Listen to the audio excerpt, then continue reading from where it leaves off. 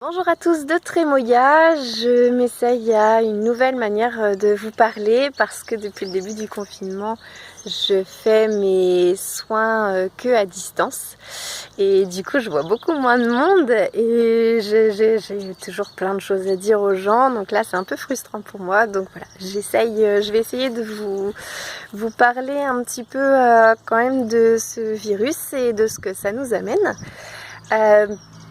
La question c'est pas de savoir de où ça vient, vous avez deux possibilités, soit vous êtes de la théorie du complot et vous imaginez que ce virus a été créé, qu'il est là pour instiller la peur dans les cœurs des gens, pour les contrôler, pour ensuite vendre leur vaccin.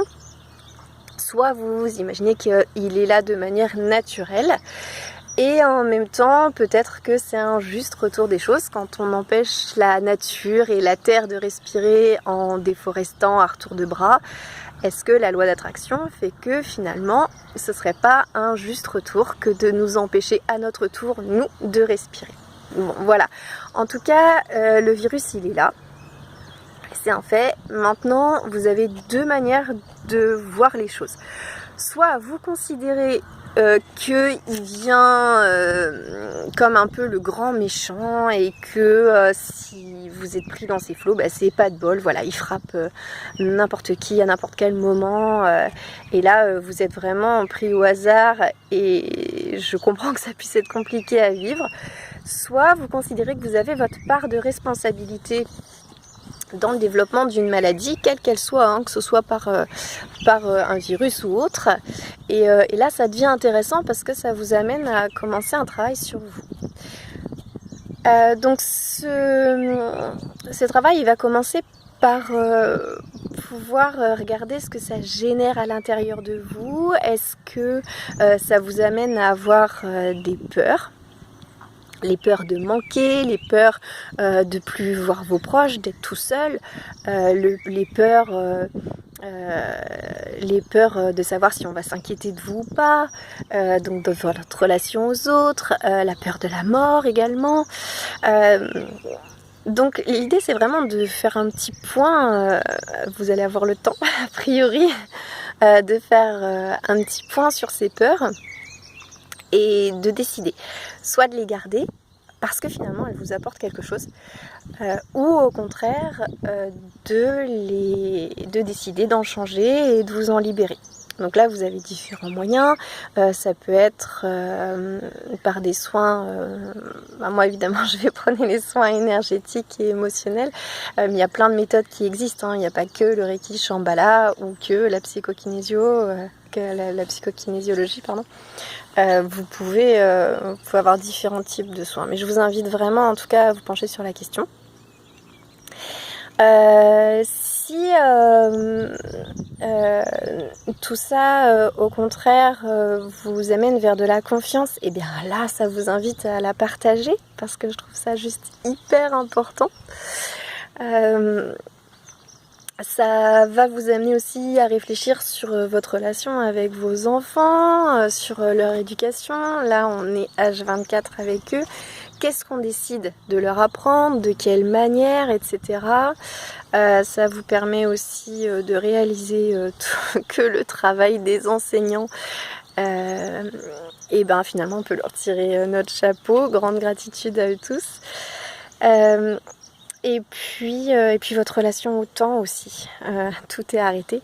Donc finalement, qu'est-ce que je décide de faire de mon temps, quel rythme je décide de me donner, où je mets l'importance. C'est vraiment une certaine libération, je trouve, ce temps.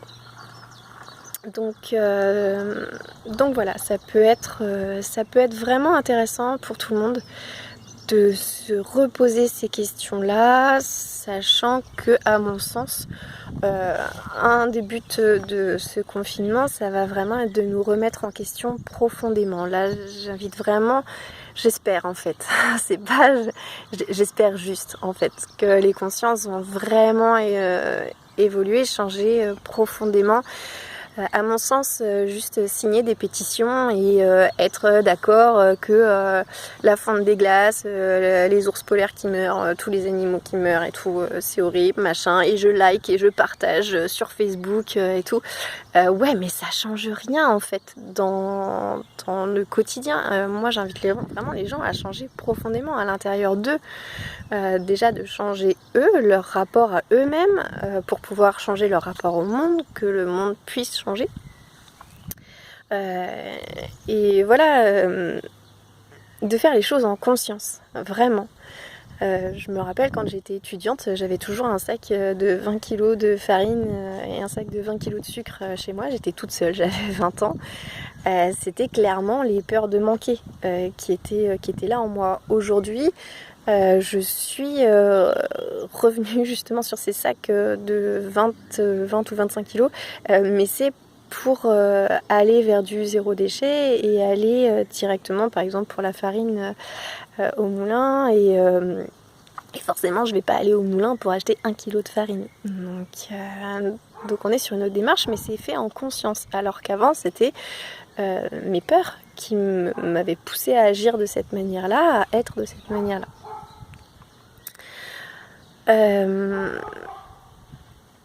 Donc voilà, j'espère vraiment que cette prise de conscience va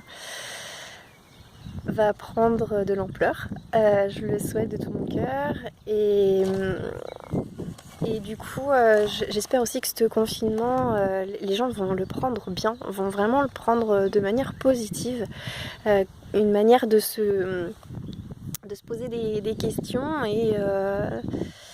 et peut-être de réunir les familles aussi, et les parents qui partent pour le travail fort tôt le matin, qui rentrent fort tôt le soir, voilà, de se dire maintenant on est ensemble, on mange ensemble, on va faire des choses ensemble. Je trouve ça important. Ça permet aux gens aussi de revoir leurs priorités. Ça va leur permettre de faire des choses qu'ils n'avaient pas pris le temps de faire pour eux et de se dire ah mais finalement c'est bien, ça me fait du bien. J'apprécie de pouvoir, je sais pas moi, jouer de la guitare.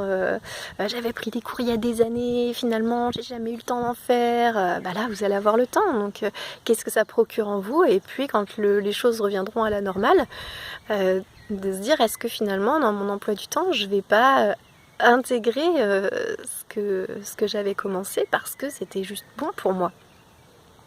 Et que je m'en rends compte. Et le fait que ce soit bon pour moi, je me sens mieux et du coup, les autres autour de moi vont mieux, forcément. Voilà. Sachez juste, en conclusion, que vous avez le choix. Vous avez le choix d'avoir peur ou d'être dans l'amour. Et ce choix, plus il sera fait en conscience et mieux vous vous porterez. L'idée, c'est vraiment d'essayer de prendre les choses en amont et de pouvoir être en bonne santé et de tout faire pour garder cette bonne santé. Voilà, j'aurais sûrement plein d'autres choses à vous dire, mais je vais m'arrêter là. Je vous souhaite une bonne journée, prenez soin de vous et faites parler vos émotions. À bientôt!